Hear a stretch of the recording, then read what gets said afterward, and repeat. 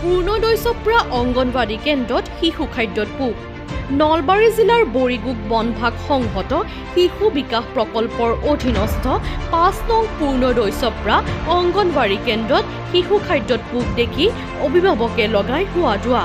উল্লেখযোগ্য যে যোৱাকালিৰ কেন্দ্ৰটোৰ কৰ্মীগৰাকীয়ে ঘগ্ৰাপাৰাস্থিত বৰিগুগ বনভাগ সংহত শিশু বিকাশ প্ৰকল্পৰ কাৰ্যালয়ৰ পৰা শিশুসকলৰ মাজত বিতৰণ কৰাৰ বাবে আনিছিল চাউল আৰু মটৰ।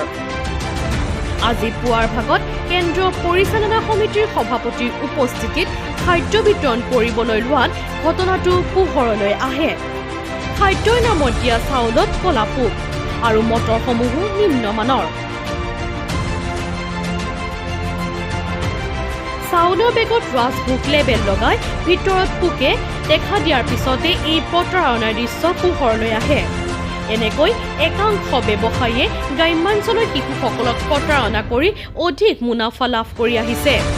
এই ক্ষেত্ৰত একাংশ সমাজ কল্যাণ বিভাগৰ বিষয়া কৰ্মচাৰীক মেনেজ কৰি ৰমৰমীয়া ব্যৱসায় চলাই ৰাইজক ৰামঠগন দি আহিছে।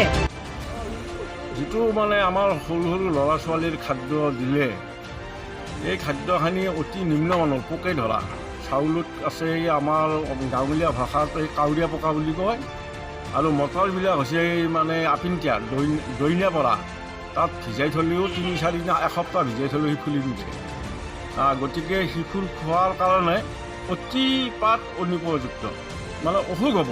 চবৰে এইবিলাক খোৱালে ডায়েৰিয়া হ'ব। শিশুবিলাক পিছত বেমাৰত ভুগিলে আমাৰ বদনাম হৈ যাব। গতিকে আমাৰ শিশুৰ গাৰ্জেনবিলাকে আহি লৈ গ'ল যদিও বস্তুটো আমি যিটো চাউলৰ বেগ দিছে তাত লিখাই আছে ৰাজভোগ চাউল বুলি। আমি ভাবিছোঁ যিহেতু বাহিৰত ৰাজভোগ লিখিছে গতিকে ভাল চাউল, অতি উন্নত চাউল। কিন্তু তাৰপিছত পেকেট খুলি চোৱা গ'ল যে যিটো আমাৰ কণ্ট্ৰলত দিয়া চাউলৰ তাৰে তলতে খাব এইটো চাউল।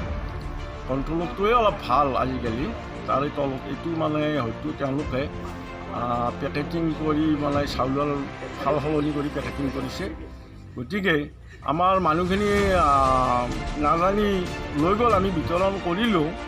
কিন্তু ইয়াৰ পিছত আমি এনেকুৱা চাউল আহিলে বিতৰণ নকৰোঁ, আৰু আমি বিভাগীয় কৰ্তৃপক্ষক জনোৱাৰ কাৰণে ব্যৱস্থা কৰিম।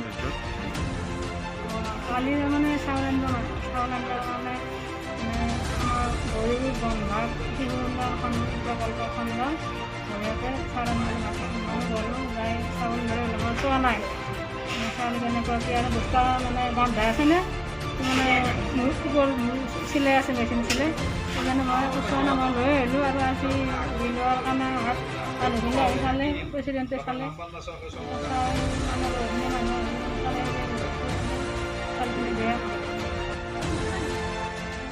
বাহাৰঘাটৰ পৰা নৰেন শৰ্মাৰ প্ৰতিবেদন।